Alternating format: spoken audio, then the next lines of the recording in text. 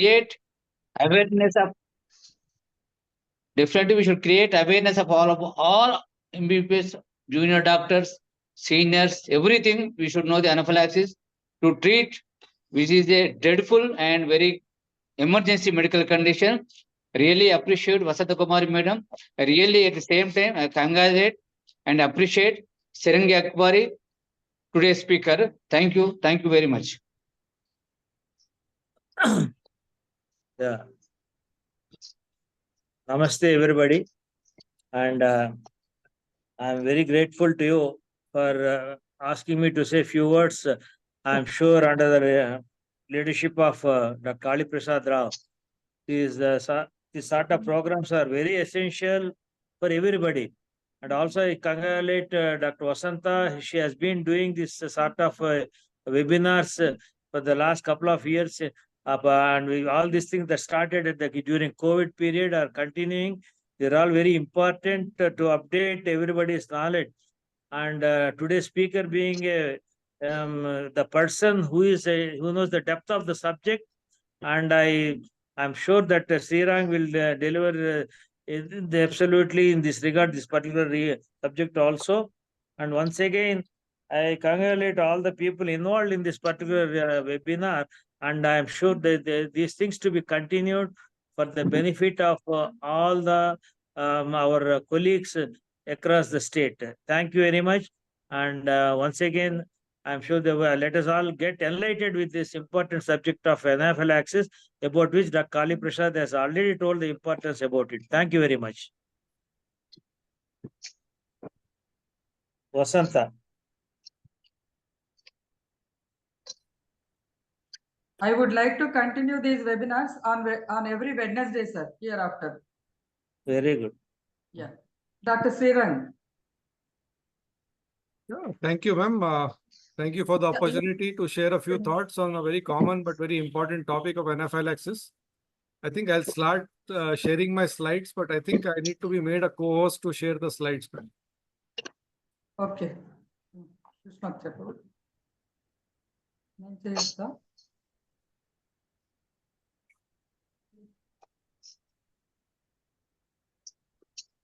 Just 1 minute.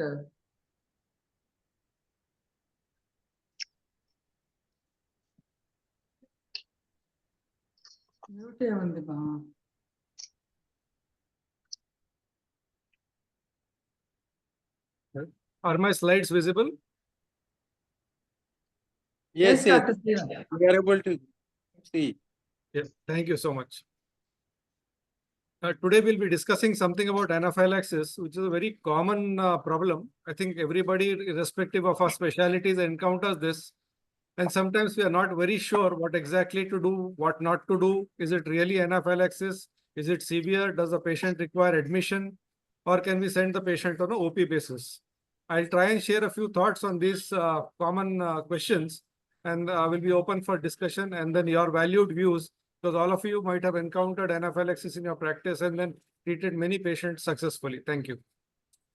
So today I will be talking about something on the introduction part, basic pathophysiology, what are the common inciting agents, what history should be taken, the clinical features, differential diagnosis, treatment, and the prevention measures also.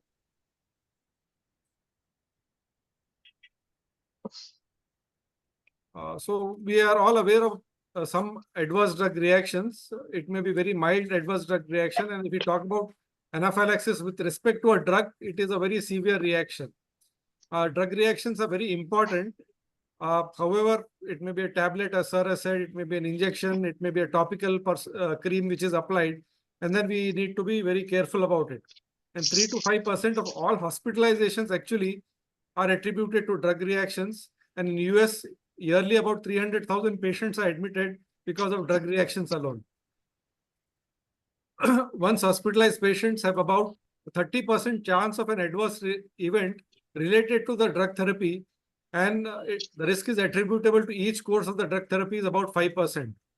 And the chance of a life-threatening drug reaction is about 3% per patient in the hospital and about 0.4% per each course of therapy.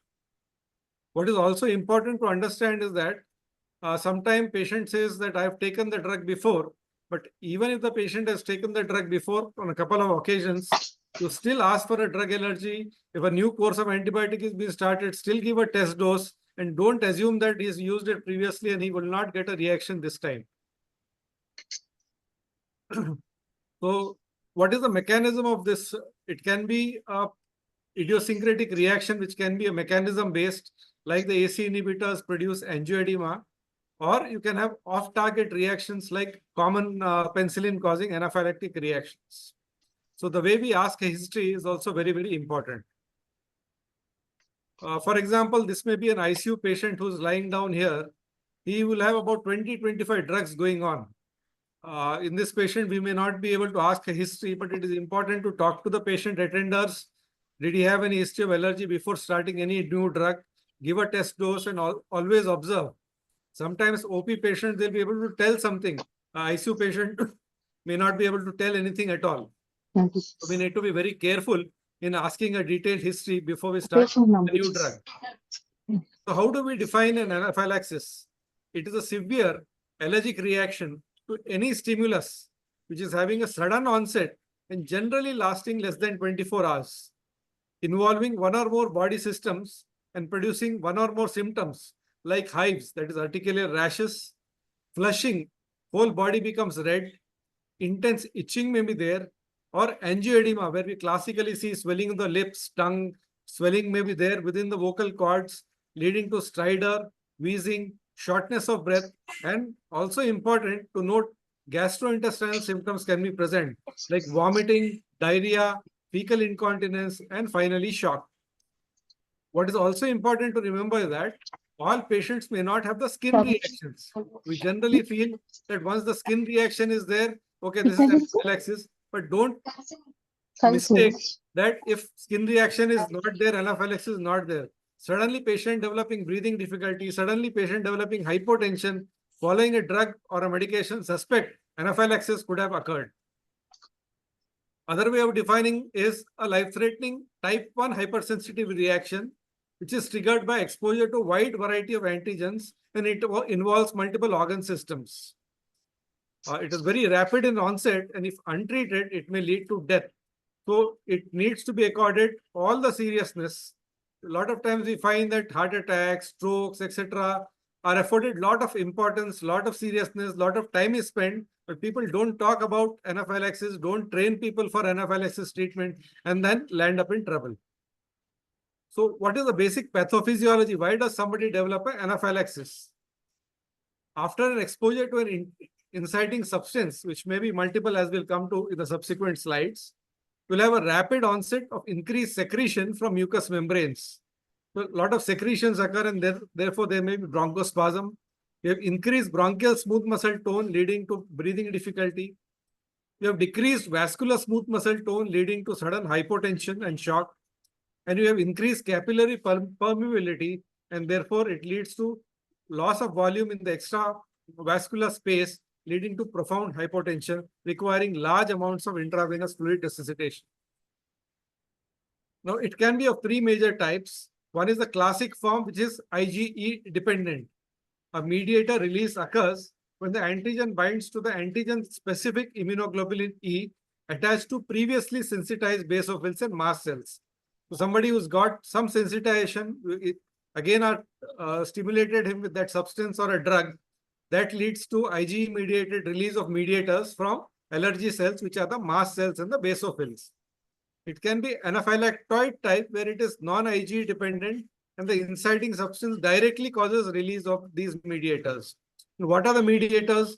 Mediators include histamine, leukotriene C4, prostaglandin D2, and tryptase. So these are important chemicals which actually mediate all the symptoms of anaphylactic reaction.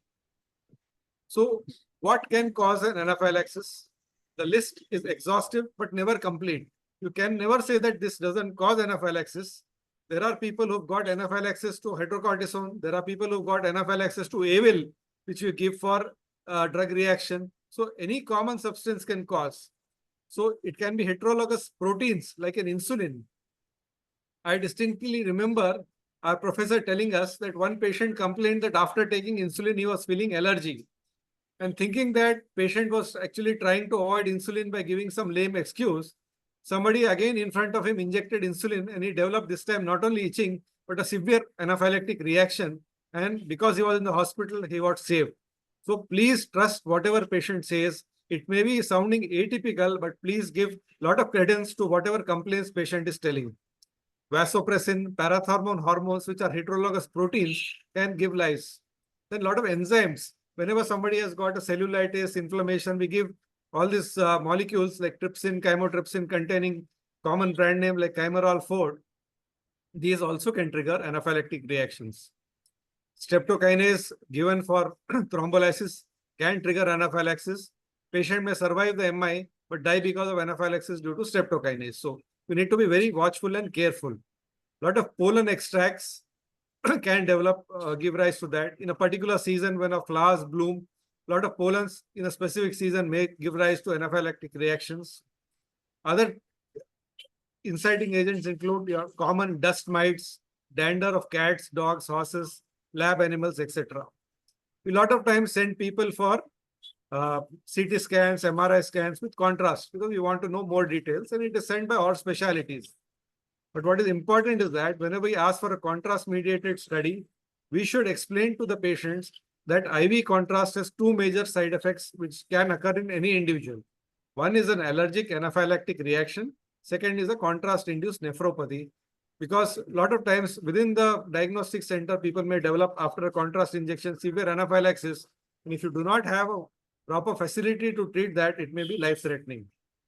A lot of time bee stings can cause anaphylaxis. There is an interesting syndrome called as Cooney's syndrome, where the anaphylaxis because of bee sting can actually lead to coronary vasospasm and cause myocardial infarction. So be careful of bee stings. And even if a patient is asymptomatic in terms of chest pain, sweating, or breathing difficulty, in a bee sting, if patient is visiting your hospital, please get a ECG. A lot of times people having nuts or Cadbury's or nut oil-based products can develop that. Seafoods are again very common. In our vegetables, we find a lot of time brinjals, gongura, which can sometimes trigger anaphylactic reactions. Monoclonal antibodies. Every day we hear new terms which are difficult to pronounce, and these monoclonal antibodies can produce anaphylaxis. Even your latex rubber products, latex gloves, a lot of people, surgeons don't use these gloves because they're allergic to these latex products. Your dextran solutions, vaccine preservatives, we've seen during COVID, a lot of people developed anaphylaxis. It may not be to the vaccine, it may be to the preservative. Then diagnostic agents like your other dyes, certain chemicals. Of course, antibiotics, all of us are common. One precaution here is that whenever we prescribe any antibiotic injection, please write give after test dose. So from your side, you've done a proper documentation. Remember, penicillin and cephalosporins are closely related. Somebody allergic to penicillin can also have gross reactivity with cephalosporins. Your amphotericin B is known to have allergic reactions, especially when given for antifungals infections. Quinolones are notorious. A lot of times over the counter, over phone, people take this combination of quinolones and metronidazole or onidazole, and they develop anaphylactic or fixed drug reactions. Protamine as a drug can cause. A lot of anti-cancer drugs like carboplatin, paclitaxel, doxorubicin can cause. The local anesthetics. Sometimes we want to do procedures within local, and then when you inject a local, suddenly it goes into anaphylaxis. You've not begun the surgery, but patient is landed up in anaphylaxis. Muscle relaxants, and as simple as your vitamins. A lot of times you want to give thiamine injections.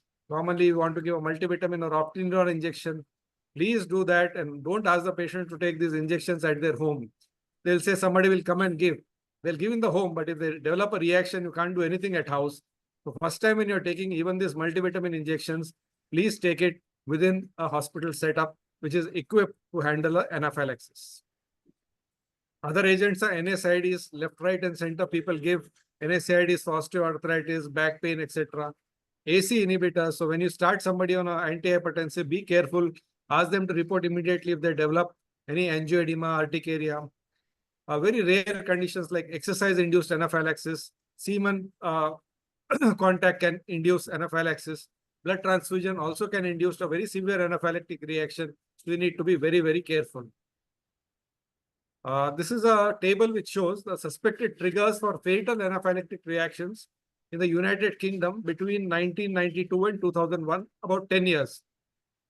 And patients died. So you have nuts, which are very common, food substances like your milk, fish, the seafoods, banana, then again grapes or strawberries, some drinks like sharbats, you don't know what is added in that, antibiotics as we have discussed, anesthetic drugs. A lot of times patient is given anesthesia. Even before the surgery is begun, they develop a severe reaction and they may actually land up in a lot of trouble even before the incision is made. I've experienced a few patients who reported like that. Other common drugs, as we have discussed, is NSAIDs and AC inhibitors. Contrast media, again, very common, not only in your CT contrast media, but when you do FFA, there is fundus fluorescein angiography for ophthalmological procedures, also they may develop allergy. Hair dyes can develop, and hydrated, so all of us know that hydrated when it ruptures can lead to anaphylactic reaction.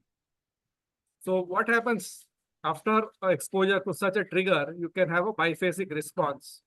Initially, you have initial symptoms which may appear to have subsided, but within an hour or about 6 to 8 hours, you can have a second phase. So even if you have recovered from a first initial thing, you continue your anaphylaxis treatment, watch the patient, and it is a good habit to tell them that they can develop recurrence of symptoms. And if they develop this second phase reaction, that can be severe. So we need to warn them about this as well. Why are we talking about anaphylaxis? We're talking because they're very common, and not only common and serious, and you can have fatal. So it is very sad to see somebody die because of some drug or some inciting agent, which is totally unintentional, but nevertheless very severe. So a lot of times anti-snake venom, which you give for snake poisoning in an emergency, can actually kill the patient, and then snake bite may not have been poisonous at all. So you need to be very careful. And in children, a lot of times when you give these chocolates, Cadbury's, etc., you need to check whether they are allergic. And if allergic, it is best to make sure and everybody known that this person is allergic. By mistake, also don't give. I remember somebody is allergic to wheat, and in a function, he was given chapati, and then suddenly by mistake, talking with others, he ate chapati and developed a severe anaphylactic reaction. So you need to be very careful and always carry an anaphylaxis card. That is, I am allergic to so-and-so substance.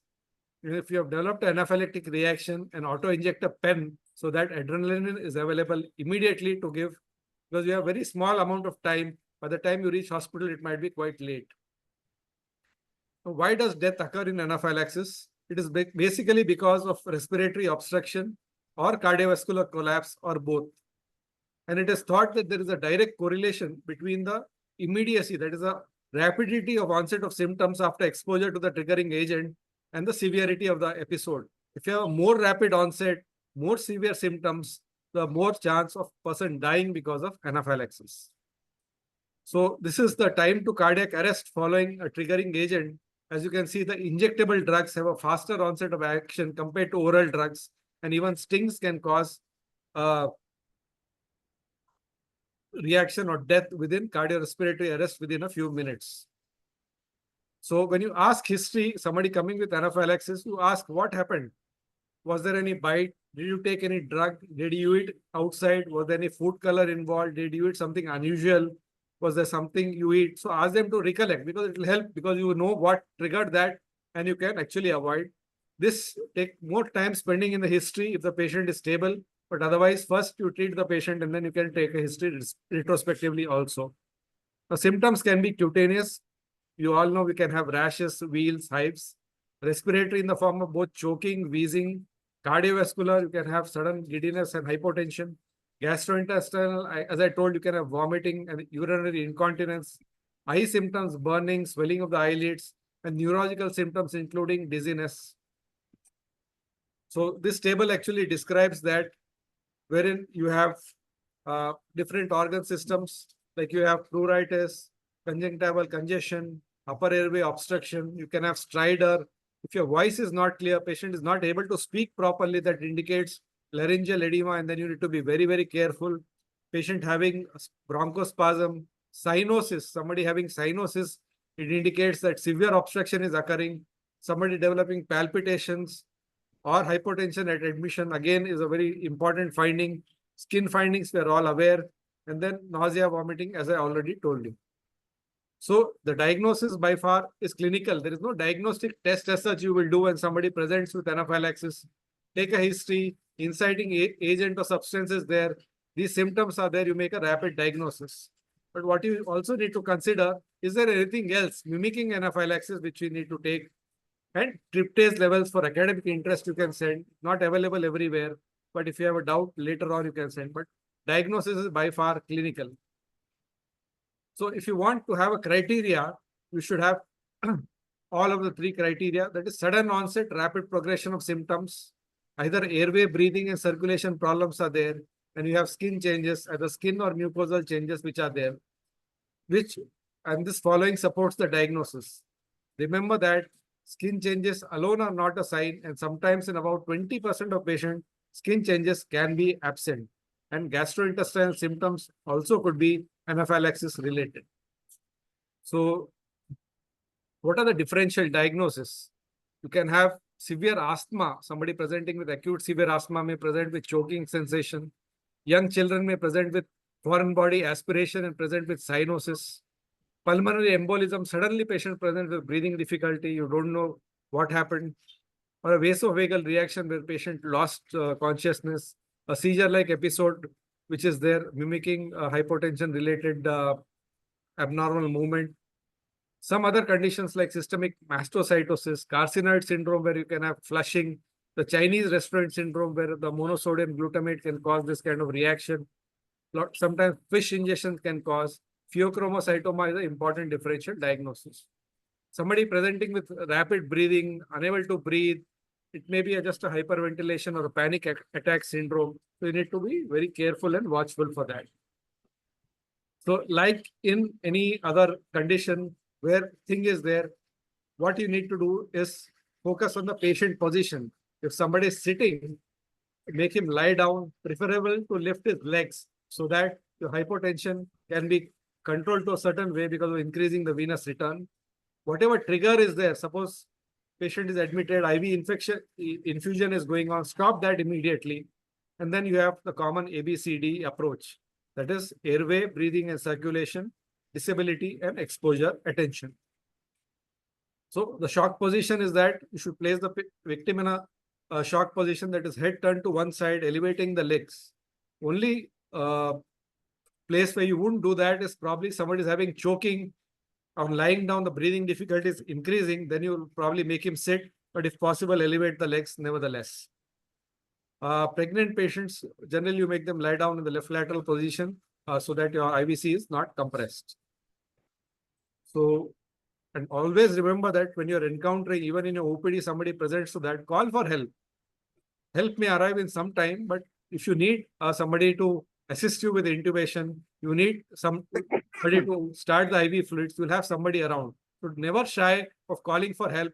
So call for help, press if you have a code blue in the hospital and somebody is there with anaphylactic reaction, because you will need a lot of help, a lot of things need to be done. The most important drug for treatment of anaphylaxis is adrenaline. A lot of times we see people focus on antihistaminics, people focus on steroids, but they don't use adrenaline. The drug of choice is adrenaline because a lot of your antihistaminics may not relieve a lot of symptoms like your angioedema immediately. Steroids will take time to act and you may lose the patient if you have not used adrenaline. So what we need to do is establish an airway, start him on high flow oxygen, secure large bore IV cannula, give him a bolus, especially when the BP is on the lower side, about 1.5 to 2 liters. Pediatrics, of course, will give weight-based boluses. You can give hydrocortisone and chlorpheniramine. Monitor the ECG, blood pressure, and pulse oximetry. But what is most important is adrenaline. Now, adrenaline, we need to be careful. It is available in two types. Lot of places it is available as 1 milligram per ml. Some places it is mentioned as 1 in 1,000. Some places it is mentioned as 1 in 10,000. So a lot of confusion occurs.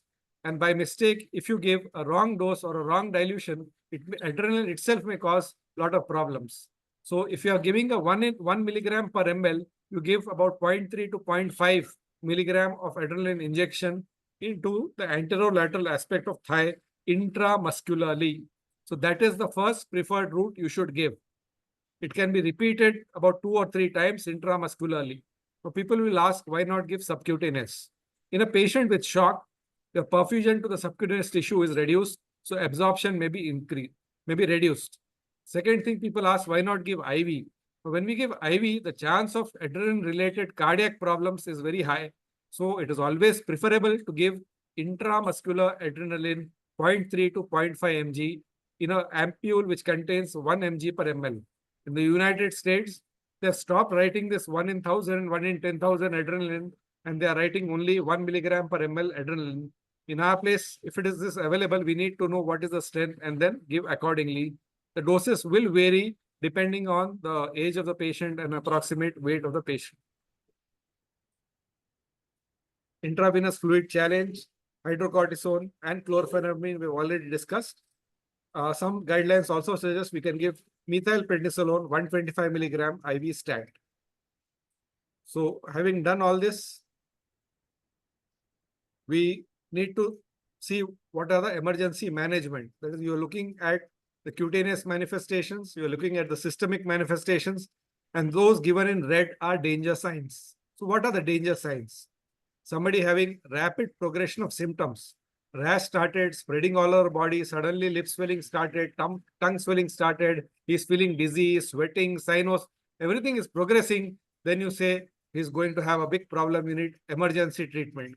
Somebody says, I'm feeling difficulty to breathe, respect that symptom. Persistent cough, cyanosis, vomiting, abdomen pain, low BP, arrhythmias, chest discomfort or collapse. All these are danger signs. If any one of these present, you admit the patient and be beside the patient till he settles down.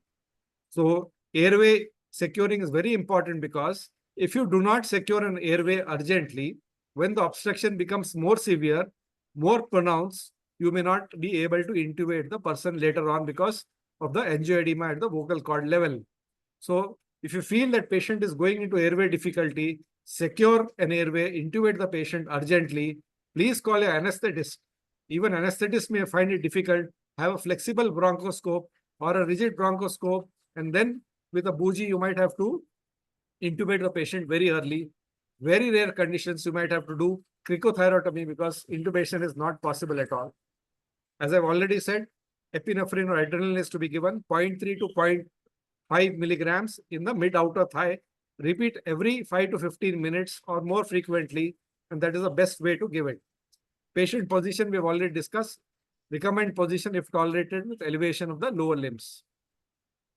High flow oxygen with a non-rebreathing mask, providing at least 70% or if possible, high flow oxygen is available, 100% oxygen, so that your tissue perfusion being less, your oxygenation improves. Give a rapid bolus of normal saline. That is the best IV fluid to give. Don't think of colloid, don't think of dextrose-based solutions. If you give 5% dextrose, etc., they are not going to work because they are hypotonic fluids. May require about 1 to 2 liters because of the capillary, the vasodilatation. Your intravascular volume falls very rapidly and you may require rapidly to fill it. Otherwise, you may have hypoperfusion to critical organs and you may land up in hypoxic ischemic encephalopathy or a cardiac arrest very soon. You can also give salbutamol for bronchospasm, which is resistant to epinephrine, either via nebulizer or a puff. Other adjunctive therapies. So remember, these are adjunctive, not the main therapy. Main therapy always remains adrenaline.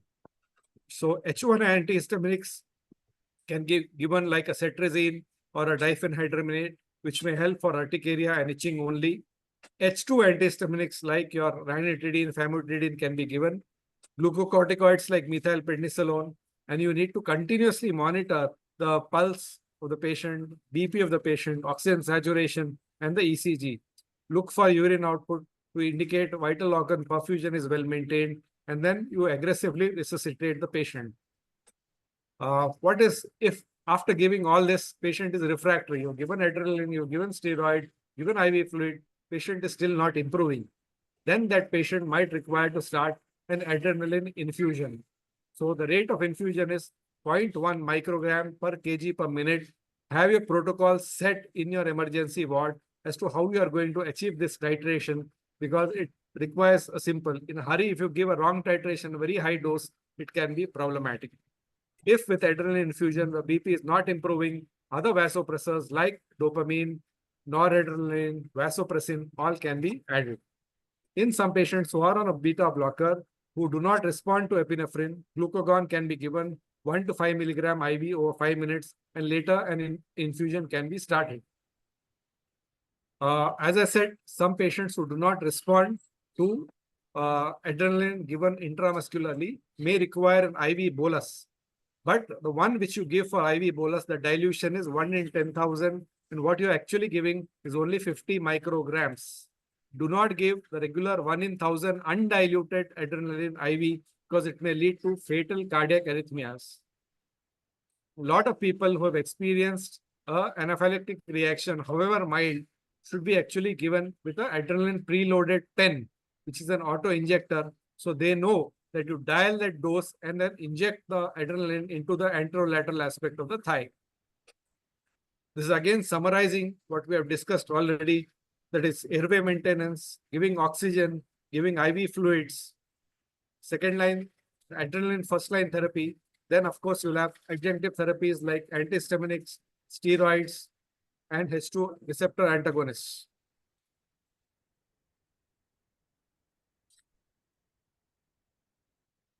Epinephrine, we need to be aware of how to use it. As I've discussed, IM, IV bolus, and IV infusion are all different dosages. IV fluids, normal saline, the preferred dose. So what else we should do? After an event, we should maintain a high index of suspicion, take a history subsequently, find out what could have triggered this. So we need to avoid that 100% next time, and encourage patient to wear medical identification, either in a chain which can contain that I am allergic to something. So if somebody is found unresponsive, choking, bystander at least knows that, okay, he is allergic to this. This could be an anaphylactic reaction. When we are treating snake poisoning, we need to desensitize the ASV if you are allergic to that. And if possible, in a OPDs, when you can work with an oral drug, preferable to give an oral drug, because an allergic reaction to an oral drug might be less severe than an IV drug. And even after a contrast reaction, even after observing antibiotic, don't send away the patient immediately. Observe him in an observation area for about 1 hour. You send him away, he goes on the way to the home, he develops an anaphylactic reaction, very little you cannot do. So after any contrast-related procedure, after any giving IV antibiotic on a daycare or outpatient basis, observe the patient for about half an hour or so, and instruct the patient to avoid vigorous exercise after any contrast or IV antibiotics or a high-risk procedure, and discontinue the beta blockers because it may worsen the hypotension and make it refractory. And then if you require certain emergency drugs, we need to desensitize them. So if you're giving a contrast reaction and patient has been allergic to some other things, you might have to pre-medicate him with steroids, antihistaminics, and keep adrenaline as a ready available so that you can inject him if he develops a reaction to that. So these are my references. So the take-home message would be, make it a routine to ask for history of allergy in every patient, and how you ask is important. One time I remember somebody telling me, somebody was asked, did you take a penicillin injection before? He said yes, and then just stopped at that and started penicillin injection for a valid indication. Patient developed anaphylaxis. Then the doctor was quite surprised. He said, I asked you, did you take a penicillin injection before? Patient said yes. Then, but this time you have developed a reaction. How come? Patient said, you just asked me whether I took a penicillin injection before. You never asked what happened. Last time also I developed an allergic reaction. So your style of asking is very important, and patients may not come forth with a lot of questions. Patients are not your medical personnel. So you need to ask them very clearly, did you take injection? Did you develop any allergic reaction? However mild or atypical it might have been. So administer parenteral antibiotics in a setup which is capable of handling an anaphylactic reaction. Remember the simple airway, breathing, circulation, positioning, and approach. The dose again for adrenaline is 0.3 to 0.5 ml intramuscular preferably, or 0.3 to 0.0 mg of 1 mg per ml adrenaline. And after treating an anaphylactic reaction, please observe the patient, however much he may tell that I want to go, I am feeling all right. Document that you have advised observation for a few hours in the casualty. Other important thing is have a good prescription. When you write a prescription, use capital letters, because a lot of times what you write in a running handwriting might appear something else, and you might end up giving a patient a wrong drug for which he is allergic to. A lot of times I've seen that happen. Somebody for a hypoparathyroid patient, I think post-thyroid surgery for hypocalcemia, wanted to write dicalcium or something, which is a calcium preparation, and then it ended up giving a diclofenac, which is a diclomol. So you need to be very careful with your prescriptions and know your patient. And a lot of times when you write a patient file, on the first page or a first inside page where it is very visible, put a sticker or put a big stamp that patient is allergic to so-and-so, and also write down beside it what type of allergic reaction he developed. For example, penicillin, he developed rash. Quinolone antibiotic, he developed a fixed drug eruption. So if you write that, you will not miss. If you write it in your history pages somewhere, don't write it. Patient, nobody will have the time when he's gone to other specialists to look for that allergy, and they're very busy and they don't ask. Although you have documented it, you have not documented it in a very prominent place, and therefore the patient misses it. So it is very important to document an anaphylactic reaction and also educate the patient and family members that he is allergic to these drugs. It is good to give them what to do in emergency, and also give them a list of drugs which they are allergic to. A lot of times when patients come in the OP, when you ask for history of allergy, they'll say, yes, I got allergy. What is the drug? I don't know. So whenever you get an allergy, it is a good habit to document. It may be a possible relation, but still document. Patient took these drugs, develop a reaction, so avoid these drugs, and ask him to carry a laminated sheet so that it doesn't get torn or blood over a period of time, and show it at every visit. Before you tell a complaint, just tell that I am allergic to these medications, so you do not miss an allergic reaction to somebody. Thank you. I would like to end by this. Coming together is a beginning, keeping together is progress, and working together is success. I think we need to work together with each other, and this academic initiative from the Academic Council of Telangana IMA is there so that we exchange views, and in turn our patients will benefit, and then we develop high standards of care for our patients in Telangana state. Thank you for this opportunity. Thank you. Thank you, Dr. Srirang. I would like to ask the audience to write any doubts in the chat box, or you can unmute yourself and then ask questions, which is the anaphylaxis. Yeah. Thank you, sir. That was wonderful session. Please ask practically useful questions.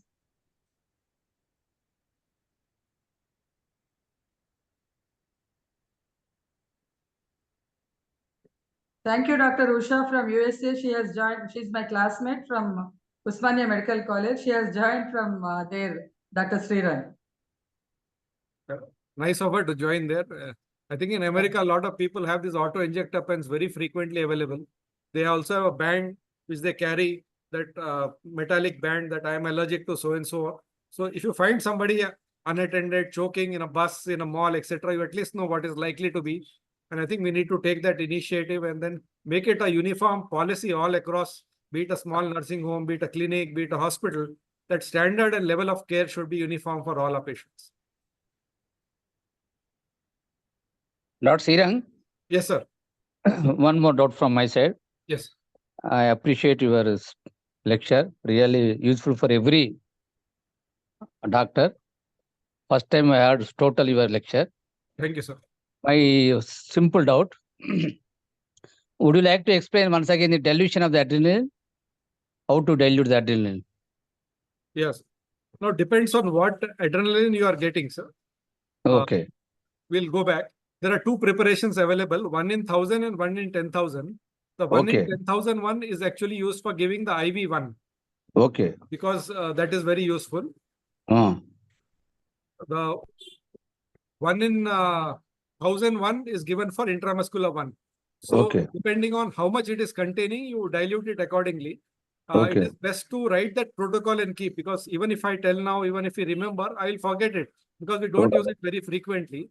Okay. So I'll just share once more with the slide. Okay. So that the dilution is again given here. And then you dilute it in a, suppose you're giving a 1 in 10,000, dilute it to 1 cc and give 0.1 ml of that. So you are in turn giving only about 50 micrograms. Okay. Thank you, Srirang. Thank you, sir. Any other questions?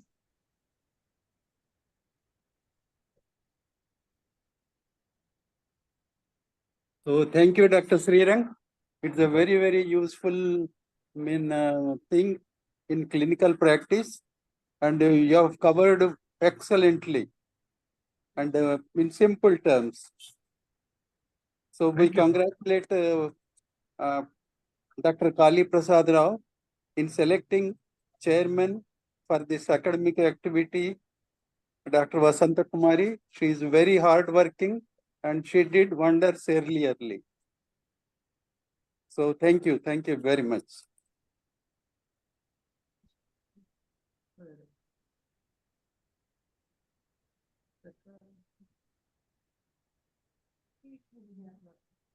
Dr. Srirang, there is one question in the chat box from Dr. Vimala. Can a patient with the allergen may not get anaphylaxis when exposed for the first time and second time, but third time? Yeah, we can have, that's what I said.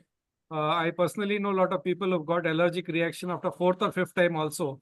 What happens is that a particular, it may be related to how the sensitized cell is there, or when you give the drug, your preservative or other things in that drug might be different, or a brand might be different, and that might actually trigger, or your initial things, you might not have developed that antibody response IG mediated.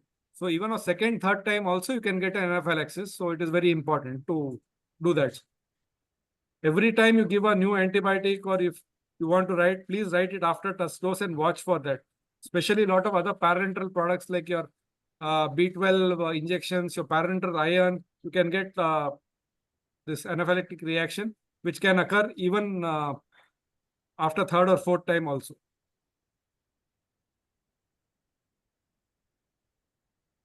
Okay, thank you, Dr. Srirang. Dr. Sampath, are you available? Yes, madam. Yeah, please. Okay, I'll propose a vote of thanks, madam. Yeah, because no more questions. Yeah. Okay. But So I actually, profuse. I was expecting many. Okay. Yeah. Oh, I think 1 second, Sampath. Yes, sir. Yes. Srirang, see, apart from epinephrine, we also do give along with that cortisone preparations. What will be the usual thing? What do you suggest, and what exactly is the role along with epinephrine? Yeah, the hydrocortisone will help. You can give 100 milligram hydrocortisone. You can give dexamethasone about 16 milligram, or you can give methylprednisolone 125 milligram. The problem is they do not address all the manifestations of anaphylactic reactions. The skin manifestation might come down, but the hypotension, your laryngeal edema might not come down, and they take time to act. It actually takes from minutes to hours. So by the time it acts, the main problem would have already occurred. So for small skin related, just urticaria, it might be helpful. But for an anaphylactic reaction, that is an adjunctive therapy, but not the main therapy. Adrenaline remains the main therapy. Exactly, but I do understand that. But usually we do give along with the epinephrine. We also do give cortisone preparations. Is it advisable or not? That's the thing. We should give, sir. We should give, but don't That's rely what- only on what that. What I'm trying to say is, don't give hydrocortisone and antihistaminic without giving adrenaline. Absolutely. With adrenaline as a That's second line agent, you give antihistaminics, you give H2 receptor blockers, you give hydrocortisone. You should give that. That's the thing And I want to it just. will actually help. It may be helpful in attenuating or preventing the second phase response. It is the only thing. That's what I want this to come from your this thing. That's the reason I put this. I'm aware of that. I think it should come from your side so that it will be more useful for the delegates. Thank you. Thank you. So I profusely thank Dr. Srirang Abkari for not only just reminding us about this very important topic. Most of the time, what we think, oh, once in a way, very occasionally, we get this problem. But he has very clearly shown that or explained to all of us what happens, and it can happen even after the second or third time a particular injection or medicine is given. And very important thing is contrast medium. He has told when you are giving some contrast medium, we have to be careful. Please keep the patient under observation for some time. Don't send him off immediately after the procedure is over. So all these very important points, though we think that anaphylaxis is not a common situation, but he has brought about all the clear explanations about everything. And thank you very much, Dr. Srirang Abkari, for your elaborate and very lucid plus informative lecture. And I also thank Dr. Kali Prasad Garu, the president of IMA Telangana State, Dr. Dwaraknath Reddy Garu, President-elect IMA Telangana State, Dr. Vasantha Garu, Chairman of the Scientific Committee, and all the delegates who have participated in this particular session. Once again, I thank Dr. Srirang Abkari for his excellent lecture. Thank you very much. Thank you to all of you. Thanks to all of you. Thank you, sir. Thank you.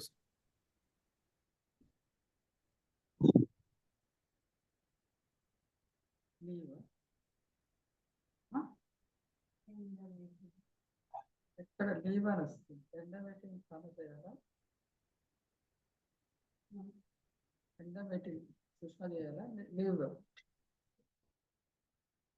Leave Yes, ma'am, we are on the screen.